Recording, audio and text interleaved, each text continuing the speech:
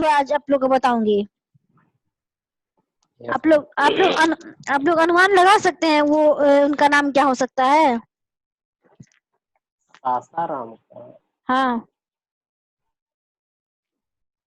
बिहार के ही हिंदी साहित्यकार है, भक्ति काल के हैं।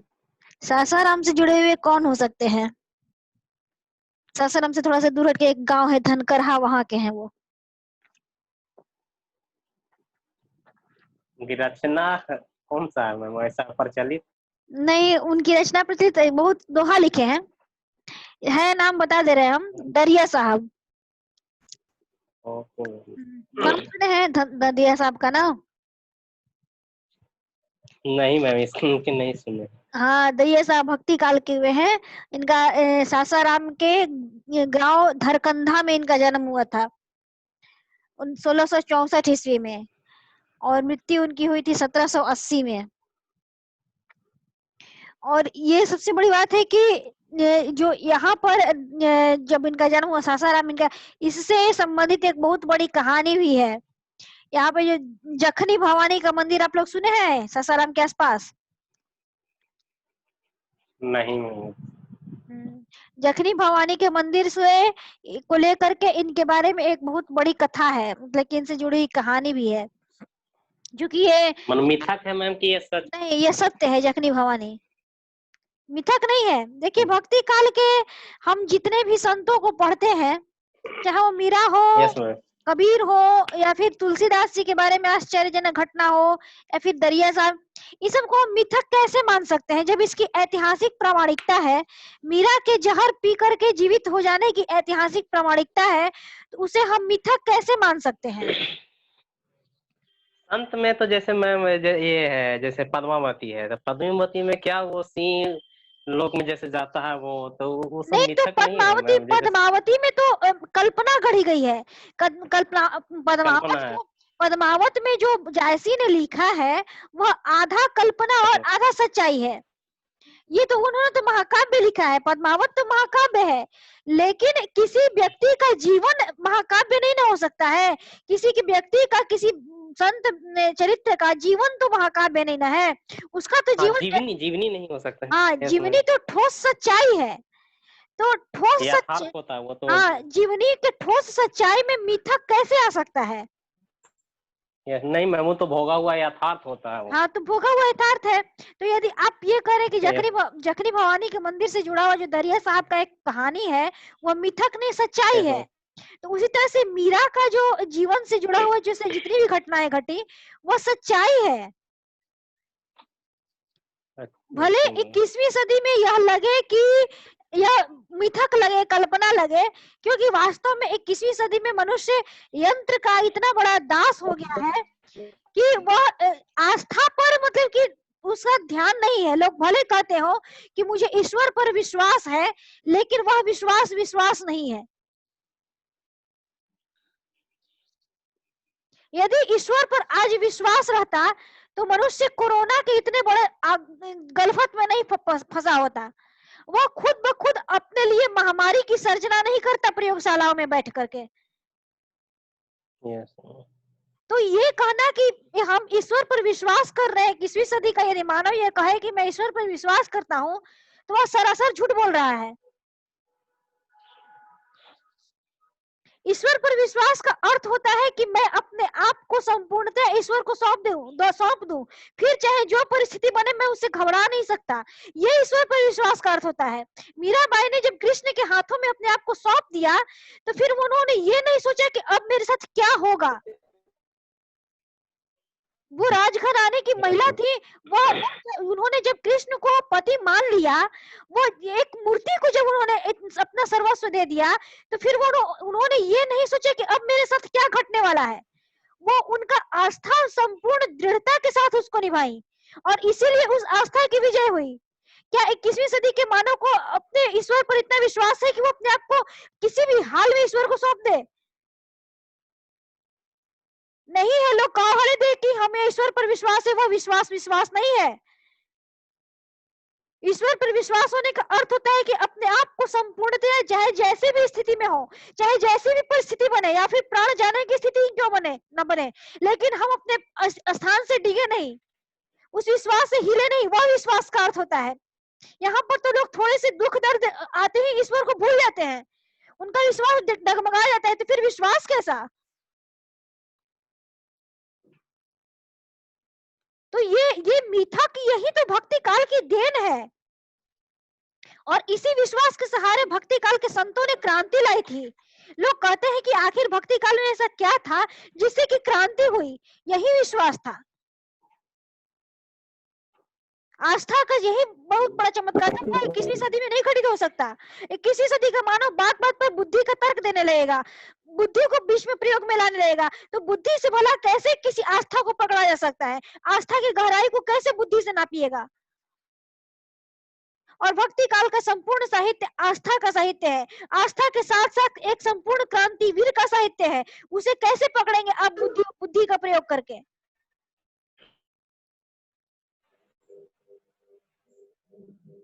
इसके लिए बहुत हेलो हेलो हाँ हाँ जी मैम। हाँ, तो हम लोग 21वीं सदी में जी रहे हैं, 21वीं सदी में जी रहे हैं, विज्ञान के युग में जी रहे हैं। तो बात बात पे यदि हम में से किसी के भी साथ जीवन में कुछ ऐसी घटना घटती है तो लोग उसका मजाक उड़ाने लगते हैं, और थोड़े से मजाक से हम लोग डिग जाते हैं। अपनी आस्था को पकड़ करके उसके साथ जीने की क्षमता ही नहीं है मनुष्य में 21वीं सदी के मानव में। वो बुद्धि के थोड़े से प्रहार से ध्वस्त हो जाता है। तो उसकी कल्पना आप भक्ति काल के संतों की दृढ़ता से ना करें। भक्ति काल के संत दृढ़ विश्वासी थे, और दृढ़ता में बहुत बड़ी शक्ति होती है। उन्होंने जो कह दिया उसके प्रति वो दृढ़ प्रतिज्ञ थे, उससे डिगे नहीं। मीरा ने यदि कृष्ण को अपना पति माना तो उससे वो डिगी नहीं। चाहे उनके जीवन में लाख संकट आया, चाहे वो लाख भोगी, लाख दुख सही, लेकिन वो अपने उस आस्था को डिगने नहीं दी, और उस आस्था ने उनको अंत में विजय दिलाई है। इस प्रकार हम नहीं कह सकते हैं कि आस्था एक मनुष्य की जिज्ञासा पैदा करता है। हाँ, जो जीने का इच्छा, बिल्कुल, आस्था मनुष्य के अंदर जिज्ञासा पैदा करती है। यदि आप अपने ऊपर आस्था रखेंगे, स्वामी विवेकानंद ने तो ये कहा था कि हाँ, तुम ये मत कहो कि हम इस ईश्वर के प्रति आस्था रखते हैं, तो तुम सिर्फ यही कहो ना कि हम अपने ऊपर आस्था रखते हैं और घोर आस्था रखते हैं, तो तुम हमेशा विजयी बनोगे। विवेकानंद क्यों जीते? क्योंकि उन्हें अपने ऊपर विश्वास था, संपूर्णतया विश्वास था। तो जिस क्षण आपको अपने ऊपर विश्वास आ जाएगा, उस क्षण आप जीत जाइएगा। अपने ऊपर विश्वास नहीं रहेगा तो कहां से जीतिएगा? कबीर क्यों जीते? कबीर ने ये जो सब दोहा बोला कि कबीरा खड़ा बाजार में लिए लुकाठी हाथ, जो घर जा रहे अपना सो चले हमारे साथ। इसका अर्थ क्या हुआ? इस शब्द में, लुकाठी शब्द में कबीर के संपूर्ण आत्मविश्वास की झलक मिलती है कि कबीर दास अब बीच बाजार में हाथ में लुकाठी लेकर खड़ा हो गया है, अब वो कुछ नहीं सुन सकता। उसके अंदर अपने आप को जीतने का संबल है, अपने आप से वो जीत चुका है, अपना संपूर्ण आत्मविश्वास लेकर बीच बाजार में खड़ा है, उसे कोई नहीं हरा सकता। यह कबीर का दम है, और इसीलिए कबीर हमेशा प्रासंगिक बने रहे।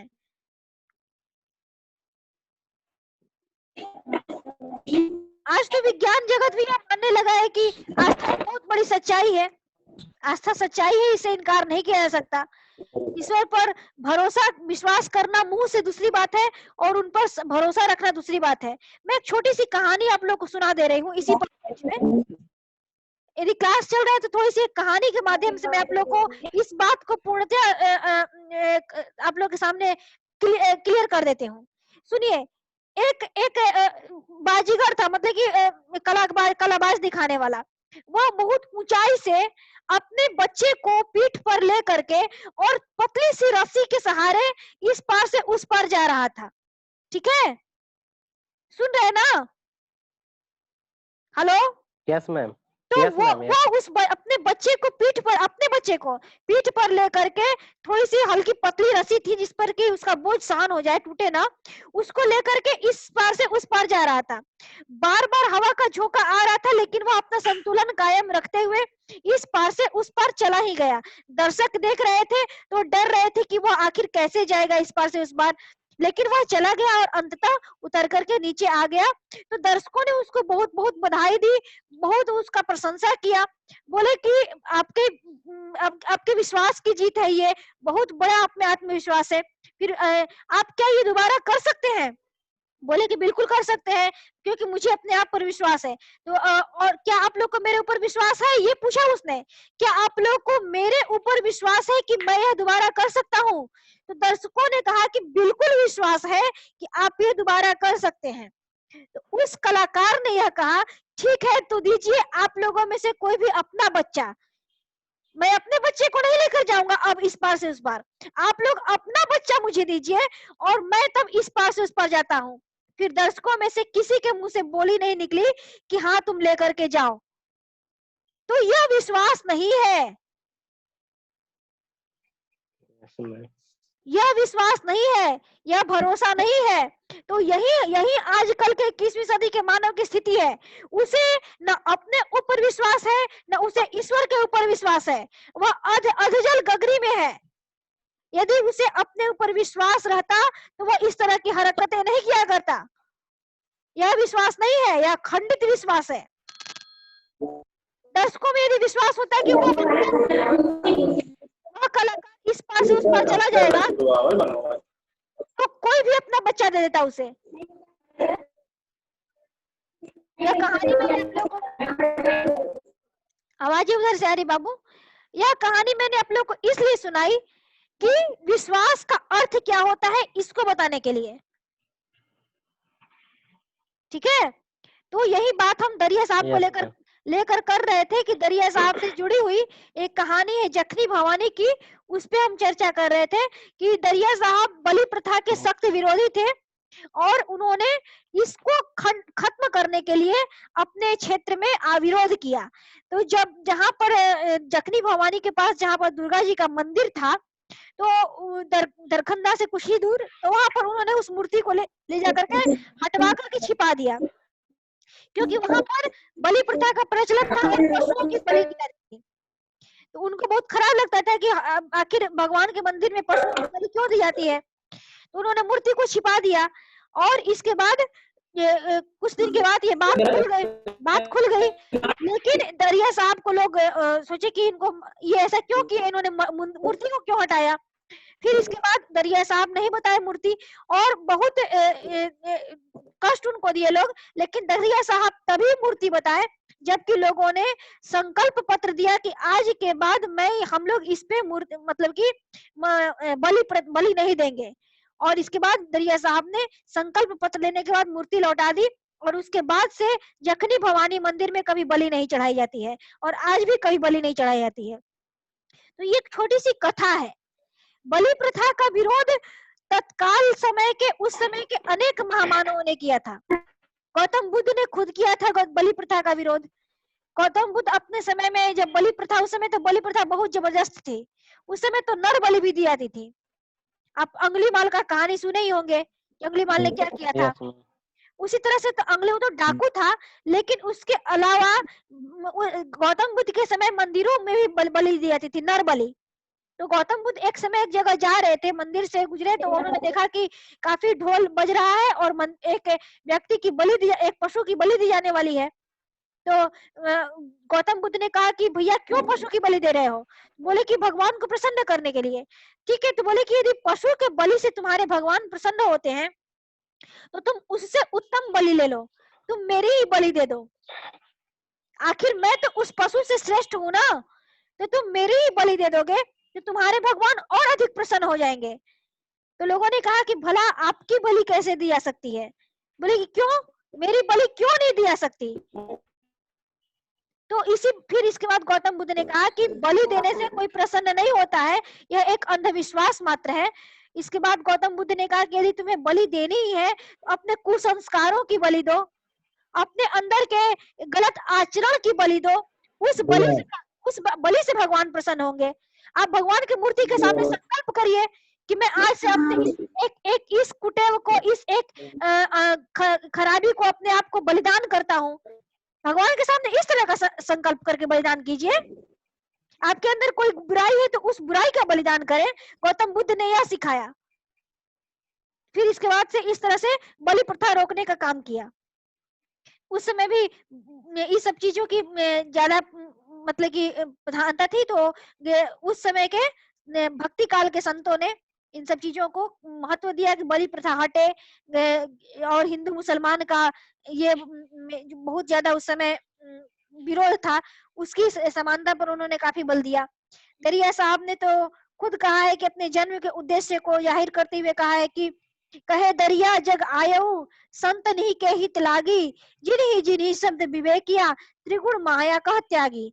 उन्होंने खुद कहा है कि दरिया साहब कहते हैं कि मैं इसीलिए संसार में आया हूँ कि मैं संतों के हित के लिए आया हूँ, और जिन्हों मतलब कि अपने अपने विवेक को जागृत करने के लिए, जनता के विवेक को जागृत करने के लिए ही मैं इस संसार में आया हूँ। इस तरह से दरिया साहब अपने जीवन से, अपने कर्मों से और अपने पदों के माध्यम से जनता को जागृत करने का प्रयास आजीवन करते रहे। उन्होंने कहा कि जैसे कि कबीरदास कहते थे कि उन्होंने कबीरदास ने जैसे दोहे लिखे, उसी तरह से इन्होंने भी लिखा कि तब नहीं गाय सूकर कोई खाते, नहीं कसाई कर्मा, तब नहीं तीर्थ व्रत को धावे, नहीं करे खट कर्मा, तब अठाई दशाई नहीं करते, नहीं पितर पक्ष माना, तब नहीं 12 बफते, गनते नहीं सुबरात बखाना। कहते हैं कि जब मतलब कि दरिया साहब कहते हैं कि हमारे जो युग में जब इंसान माँ के गर्भ में रहता है, उस समय वह हिंदू और मुसलमान क्यों नहीं होता है? गर्भ से बाहर आते ही मनुष्य हिंदू और मुसलमान हो जाता है, गाय और सुअर का मांस खाने लगता है, यह क्या है? इस पे उन्होंने कटाक्ष किया। उस समय आप मन स्थिति देखिए कि आज तो मानव बुद्धि के बल पर इन सब चीजों को सोच भी रहा है। हम बार बार कहते हैं कि हम विज्ञान जगत में आ गए हैं, विज्ञान जगत में आ गए हैं, हर बात पे बुद्धि का तर्क देते हैं, लेकिन जरा सोचिए भक्ति काल में अनपढ़ जनता, जिसे कि अपने जीवन का ही अता पता ना हो कि हम अपने जीवन को किस ओर ले जा रहे हैं, और अपने पेट भरने तक जहां साधारण जनता सीमित हो, आप कल्पना करें उस युग की परिस्थिति का, जबकि बार बार विदेशी आक्रमण, मुस्लिम आक्रमणकारियों के आक्रमण हो रहे हो और नृशंस आक्रमण होते हो, और बलात् धर्म परिवर्तन कराया जाता हो, बेच दिया जाता हो, सबके घर के लोगों को कसाई की तरह बेच दिया जाता हो, जनता अनपढ़ हो, मूर्ख हो, पंडित और मौलवी के बातों पर ही भरोसा करती हो, उस युग में जीना कितना कठिन होगा। आप कल्पना करके देखिए कि उस युग में जीवन कितना कठिन होगा।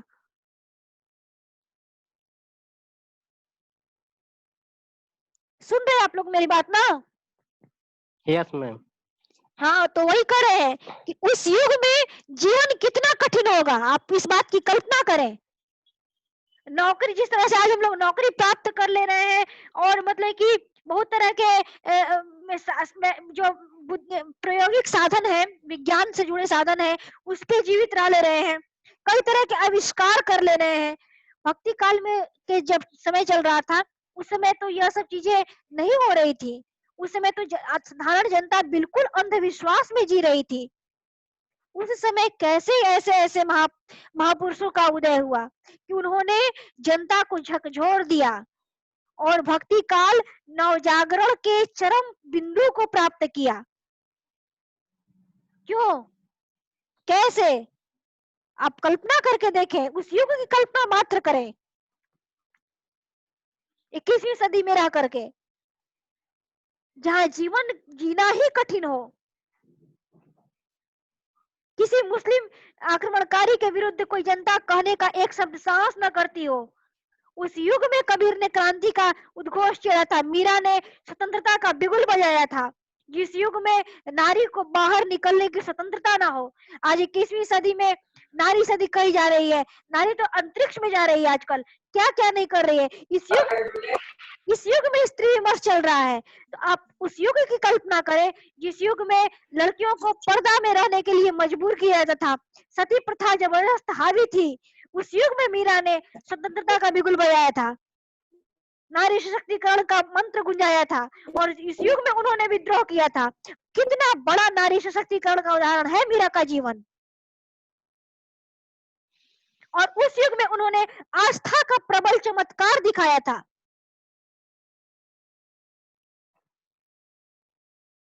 किसवीं सदी का मानव इसकी कल्पना नहीं कर सकता। केवल बुद्धि से हम सोच मात्र सकते हैं, लेकिन उस आस्था को प्राप्त कर लेना सहज आसान नहीं है। और दरिया साहब भी उसी युग की एक देन थे। क्योंकि वो बिहार के थे, इसलिए हम बिहार के संत के बारे में चर्चा कर रहे हैं, इसलिए दरिया साहब के बारे में हम बातें कर ले रहे हैं। दरिया साहब, जैसे कि हम पहले बताए कि हिंदू और मुसलमान दोनों में से किसी का भी समर्थन नहीं किए। उन्होंने कहा कि जाति पाति नहीं पूछिए, पूछो निर्मल ज्ञान, संत की जाति अजाति है, जिन्हीं पायो पद निर्वाण। वो स्पष्ट कहते हैं कि जाति, संत से जाति नहीं पूछनी चाहिए, उनसे बस निर्मल ज्ञान पूछ लेना चाहिए, क्योंकि उनके निर्मल ज्ञान में ही निर्वाण का रहस्य छिपा हुआ है। इस तरह से दरिया साहब अपने बात को प्रकट करते हैं कि वस्तुतः क्या है जीवन, क्या है देश, क्या है संस्कृति, क्या है समाज, सबकी वो बात करते हैं। हमें भक्ति काल को समझना है तो केवल और केवल बुद्धि को प्रयोग में ला करके नहीं समझना होगा। भक्ति काल को समझने के लिए हृदय का सहारा लेना होगा, आस्था का सहारा लेना होगा, तभी हम भक्ति काल को पूर्णतया समझ पाएंगे। ठीक है? यस और कोई प्रश्न है तो बताएं। ये हाँ बोलिए। मैम, भक्ति काल में आस्था के साथ तर्कपूर्ण भी तो था मैम। हाँ, तर्क था, भी तो देते थे, तर्क देते थे ताकि अपनी बात जनता तक पहुंचा सके। लेकिन आस्था और तर्क का अद्भुत सम्मिलन था। अपनी बात तर्क से ही सम्मेलन थे। हाँ, कबीर ने अपनी बात तर्क से ही ना जनता के सामने रखी। उन्होंने कहा ना कि यदि पहाड़ पूजने से, पत्थर पूजने से भगवान मिल जाते हैं, तो उससे अच्छा है कि मैं एक चक्की को पीसूं, जिससे कि सारा संसार अन्न खाता है, रोटी खाता है, चक्की से पीस करके। कहा ना उन्होंने, तो तर्क दिया ना अपना। लेकिन वो जबरदस्त आस्था थी। मैंने बता ही दिया कि आस्था होती क्या है उस कलाकार के कहानी के माध्यम से, कि आस्था क्या होती है। मैम, ये कह सकते हैं कि आज आधुनिक युग में आस्था की कमी के कारण आज जितना भी है, चाहे ईर्षा हो गया, द्वेष हो गया, या फिर इतना लूट या मार, ये आस्था की कमी के कारण है। तर्क तो है, विवेक तो है, लेकिन वो आस्था का कमी है। आस्था की कमी है, कमी की वजह से इतना द्वेष, आज आधुनिक द्वेष पैदा हो रहा है। लेकिन भक्ति काल में आस्था और तर्क दोनों था, जिसके कारण जिसके कारण उस समय का समाज संतुलन में था। आज इतनी 21वीं सदी में द्वेष है या घृणा है या और किसी तरह का दुर्व्यवहार है, वो आस्था की वजह से है। पहले ये आस्था की वजह से दब जाता था, लोगों को ये मानसिक में उत्पन्न नहीं होता था, क्योंकि उन्हें डर था कि अगर हम ये काम करेंगे तो मुझे भगवान सजा देंगे, या ये अगर ऐसा आस्था रहेगा तो मुझे ये सजा मिलेगा। लेकिन आज वो आस्था खत्म होने के कारण ये सब जो व्यवहार जो पैदा हुआ है मनुष्य के दिमाग में, वो आस्था की कमी की वजह से हुआ है। आस्था की कमी की वजह से हुआ है। आज आप अपने अंदर भक्ति का बात का किसी के सामने बात करिए तो लोग कह देंगे कि 21वीं सदी में बात कर रहे हैं आप। मीन्स कि क्या 21वीं सदी क्या है, आप परिभाषित करिए किसी से, तो क्या करो। कारण मैम कि विज्ञानवाद का बहुत ज्यादा है। हाँ, विज्ञान का इतना ज्यादा। हाँ बोलिए बोलिए। हाँ बोलिए। विज्ञानवाद का प्रभाव ज्यादा है। प्रभाव ज्यादा है तो वही ना बता रहे हैं। Hello hello. हाँ, हम यही बता रहे थे कि आस्था, देखिए आस्था भी एक बहुत बड़ा साइंस है। आस्था को यदि आप ये मानिएगा कि वह केवल और केवल धर्म नहीं, आस्था एक साइंस है। मैम, आस्था एक मनुष्यता है, जो मनुष्य को मनुष्य के रूप में समझता है। हर एक चीज में आस्था। आखिर मनुष्य एक पत्थर में आस्था रखता है तो उस पत्थर से इंसान सचमुच का भगवान प्रकट कर देता है। क्यों? क्योंकि आस्था एक साइंस है, बहुत बड़ा साइंस है। क्योंकि जैसे मैम कि आज आस्था जैसे पहाड़ है, पहाड़ काटने से है कि क्या होगा कि पर्यावरण का क्षरण हो रहा है, पर्यावरण क्षरण होने से विभिन्न प्रकार की बीमारियां व तरह के मौसम परिवर्तन हो रहा है। तो ये आस्था कहीं ना कहीं विज्ञान का ही एक रूप है मैम, आस्था है। हम बार बार कह रहे हैं कि आस्था एक वैसे लगा रहे, आस्था साइंस है, आस्था विज्ञान है, और मनुष्य उस विज्ञान को नहीं समझ पा रहा है। क्या आस्था सिर्फ और सिर्फ भगवान में ही होती है? नहीं, आस्था प्रकृति में होती है, आस्था अपने आप में होती है, आस्था माता पिता के प्रति होती है, आस्था अपने अपने आसपास के परिवेश के प्रति होती है। तो इसी आस्था का परिणाम था कि पहले के लोग अपने आसपास के परिवेश के प्रति आस्था रखते थे, पर्यावरण के प्रति आस्था रखते थे, प्रकृति के प्रति आस्था रखते थे, इसलिए उनका जीवन सुखी था। आज हमारी आस्था हर एक चीज से डिग गई है। अपने परिवार से डिग गई है। आज तो हम संशय थोड़ा सा में करने लगे हैं। संशय के कारण ही आज लोग है कि हर चीज टूटन होता है, या फिर वैसा संशय का वातावरण पैदा हो रहा है।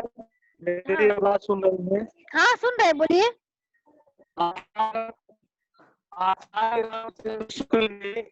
इसीलिए कहा है।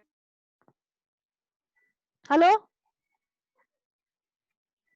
मैम, आवाज कट गई उनका। हाँ हेलो, हाँ बोलिए। हेलो, वो डिस्कनेक्ट हो गए मैम। अच्छा, तो हम इसी तरफ जा रहे थे कि हम भक्ति काल के बारे में बता रहे थे, दरिया साहब को लेकर के भक्ति काल की तरफ गए, और हम भक्ति काल में क्या क्या घटित हुआ इसकी तरफ बोल रहे थे। तो ये हम बता रहे थे कि आस्था को लेकर के आजकल का मानव जो है वह खुद भ्रमित हो गया है। एक विचारों पर उसकी आस्था नहीं है। आज कुछ विचार आता है, कल कुछ और विचार आ जाएगा, अपने विचारों पर ही आस्था नहीं है। मैम, दरिया साहब कुछ नोट कराएंगी? हाँ बोलिए बोलिए बोलिए, प्रश्न करिए। दरिया क्या दरिया साहब, आपकी आवाज नहीं आ रही है। उनकी रचनाएं जो है, हाँ कह रहे हैं कि दरिया साहब की आवाज कट रही है बाबू। यस मैम, उनकी आवाज लगता है नेटवर्क बार वहाँ नेटवर्क प्रॉब्लम है, रह के कट जा रहे हैं। यस, उनकी रचना के विषय में पूछ रहे थे मैम कि उनकी रचना के क्या क्या है। और अच्छा, उनकी रचनाएं दोहों में है, जैसे कि फुटकर दोहों में उनकी रचनाएं हैं। जैसे कि कबीर की वाणी को तो मैम हेलो, ये संत परंपरा का ही कवि है मैम। हाँ, संत परंपरा के ही कवि थे, कबीर दास के संत परंपरा कवि थे। कबीर की तो वाणियों को उनके शिष्यों ने साखी समद रामायणी के रूप में इकट्ठा कर लिया, वो भी तो कुछ नहीं लिखे थे। लेकिन दरिया साहब के पदों को फुटकर इकट्ठा किया गया, जहां तहां से, तो उसको एक तरह से एक जगह लाया गया, लेकिन उन्होंने अपनी कोई रचना नहीं लिखी। मीरा की भी उनका किताब आया है। हाँ, उनकी एक जगह संग्रह, कुछ एक जगह संग्रहित करके उनकी रचनाएं कुछ मिल पढ़ने के लिए, जैसे कि यदि सिलेबस में हो तो उस तरह से मिल जाएंगे, लेकिन एक तरह से एक विशेष रचना उनकी नहीं है कोई अपनी संपादित। जो लेखक हुए हैं, आलोचक हुए हैं, उन्होंने उनकी रचनाओं का संपादन किया है आधुनिक युग में ढूंढ करके।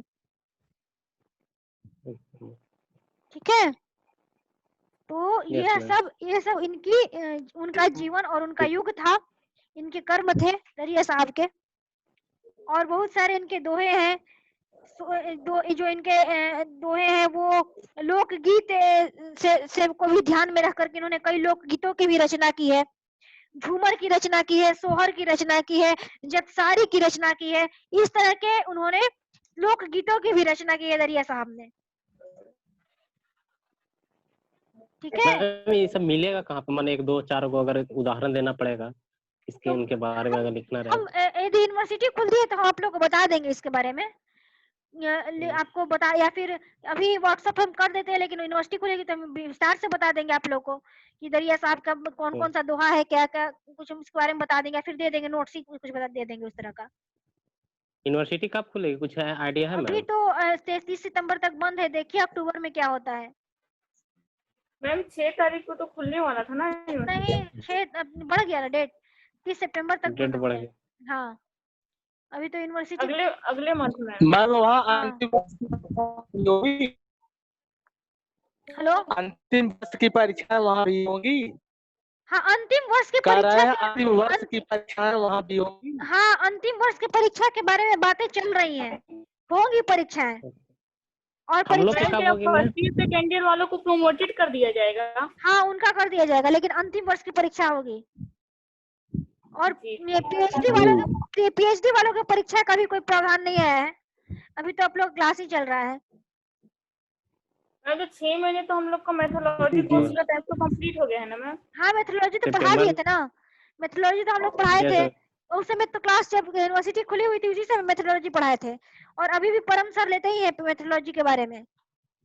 यस मैम, उनका हो गया पूरा मैम। हाँ परम सर का। हाँ, बाकी इसके बाद ही क्लास भी तो इसी ग्रुप में डालते होंगे ना? हाँ, और बाकी हम इधर के क्षेत्र में यदि कुछ बचा है तो उसके बारे में हम बता ही रहे हैं। यस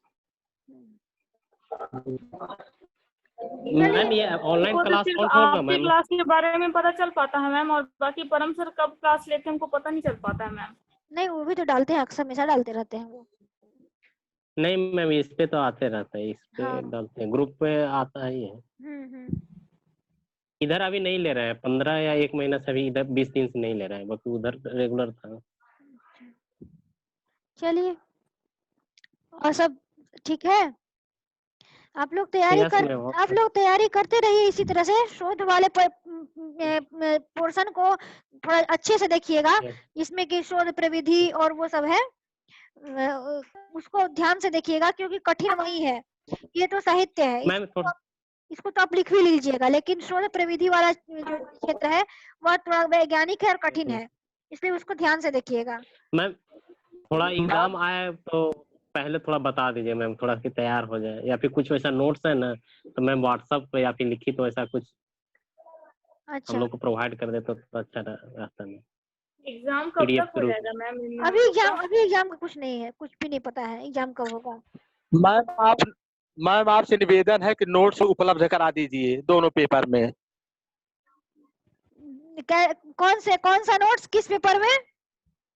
शोध वाला। अरे वही शोध प्रविधि में, इसके बाद सेकंड पेपर में, सब्जेक्ट पेपर जो आप पढ़ा रही हैं। हाँ, अगर नोट्स मिल जाए मैम तो बहुत बढ़िया है। नोट्स, आप लोग हमेशा नोट्स के चक्कर में क्यों पड़े रहते हैं? तब क्या किया जाए मैम? मैम रेफरेंस कुछ वैसा पीडीएफ में मिल जाएगा ना तो हम लोग बना लेंगे, पढ़ लेंगे मैम। आप लोग थोड़ा सा आप लोग थोड़ा सा कुछ न कुछ संकेत करिए ना। देखिए, सबसे बड़ी बात है कि मैंने अभी तक से रचनाएं पढ़ाई, उस समय हमने उसके वेदांत और भक्ति के बारे में बताया, फिर बाजारवाद आधुनिकतावाद के बारे में बताया, तो उसके बारे में हमने बताया कि कहाँ से उसको हमने कई दिन 2-3 क्लास में हम लगातार व्याख्यान दिए 45 एक घंटे का, उसको आप लोगों ने सुना होगा ना ध्यान से, उसका तो आप लोगों ने वीडियो भी सुना होगा। मेरी बात सुनिए। हाँ, आपके क्लास में सुने हैं, रिकॉर्डिंग आप भेजी हैं उसको सुने हैं, हम लोग भी मतलब नोट किए, लेकिन इस तरह की एक अलग चीज है, अगर उस प्रश्न का आलोचनात्मक सारे उत्तर रहेंगे। सुन रहे हैं आप लोग बात, हम सुन रहे हैं। हेलो, चलिए आप लोगों को कुछ इसका लिखित भी बता दिया जाएगा, ठीक है? कुछ लिखित आप लोगों को दे दिया जाएगा, पहले यूनिवर्सिटी खुलने दीजिए। इस तरह से यदि हम व्हाट्सएप पे डालेंगे कुछ थोड़ा बहुत तो कुछ लोग तक पहुंचेगा, कुछ लोग तक नहीं पहुंचेगा, यूनिवर्सिटी खुलने दीजिए, या फिर देखेंगे, प्रयास करेंगे, अभी कुछ दे देते हैं आप लोग को नोट्स। आप लोग को नोट्स ही चाहिए तो हम किताबें बता दें, किताबें पढ़िए, थ्योरी आप लोग किताब पढ़िए, यस मैम। आप हाँ hello hello yes hello ma'am, उनका आवाज कट रहा है। चलिए जान दीजिए, आप लोग से जुड़े हुए हैं, बातें आज रैया साहब पे किए हम लोग थोड़ा बहुत। अब अगले क्लास में कुछ और देखेंगे हम लोग फिर। ठीक है, ठीक मैम, थैंक यू। चलिए ठीक। Thank you ma'am. Okay ma'am, नमस्ते। नमस्ते। प्रणाम मैम।